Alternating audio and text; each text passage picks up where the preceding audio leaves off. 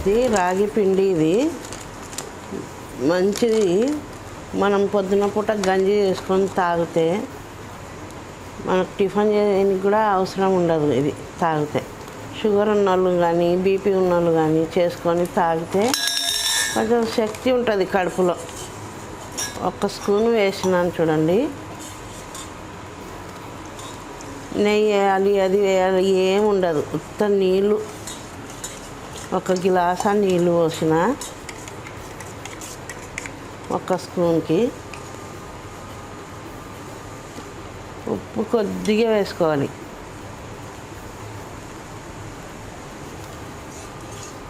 ఇది ఉడికేటప్పుడు ఉడికినాక మనం పాలు పోసుకునవచ్చు. చక్కెర వేసుకునేటోళ్ళు చక్కెర వేసుకునవచ్చు. స్టవ్ మీద పెడతాను.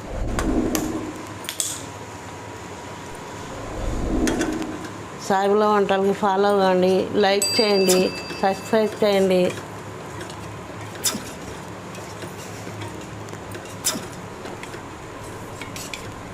మీ అందరి దీవెన, మీ అందరి చల్లని చూపే ఉండాలి నా పైన. మీ ప్రేమ అభిమానం ఉండాలి. వంటలు కట్టకుండా కలుపుతూ ఉండాలి. అది ఉడికే వరకు కలపాలి. కలపకుంటే వంటలు కట్టుకుంటుంది. వంటలు కట్టుకోకుండా కలపాలి.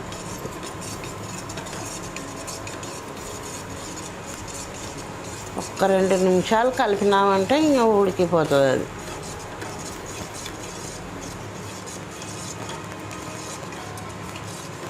మంచిది. ఇది మనం ఈ ఆయిల్ ఫుడ్ ఏం తినకుండా ఇది తాగినామనుకుంటే ఆకలి అనేది కూడా కాదు. 1 గంట వరకు ఆకలే కాదు ఇది తాగినామంటే.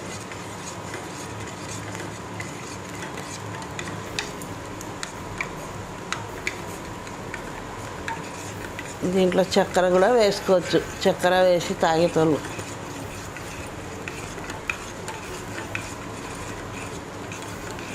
నేను మటుకు ఉప్పు వేసిన కొద్దిగా.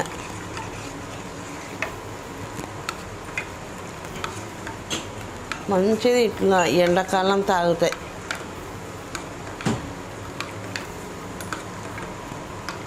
సల్వా మంచిది ఆరోగ్యానికి. చూడండి రెడీ అయింది, ఉడుకుతుంది. ఇప్పుడు మనం కొద్దిగా పాలు పోసుకున్నాం అనుకోండి, బాగుంటుంది. సగం గిలాసా పాలు తీసుకున్నాను నేను.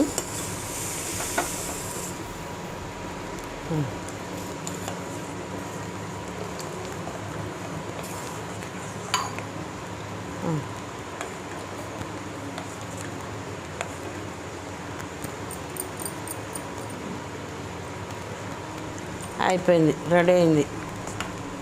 కొద్దిగా ఉడికించుకొని 1 నిమిషం తీసేసుకోవాలి. చల్లారిన తర్వాత గ్లాసులో పోసుకొని తాగాలి.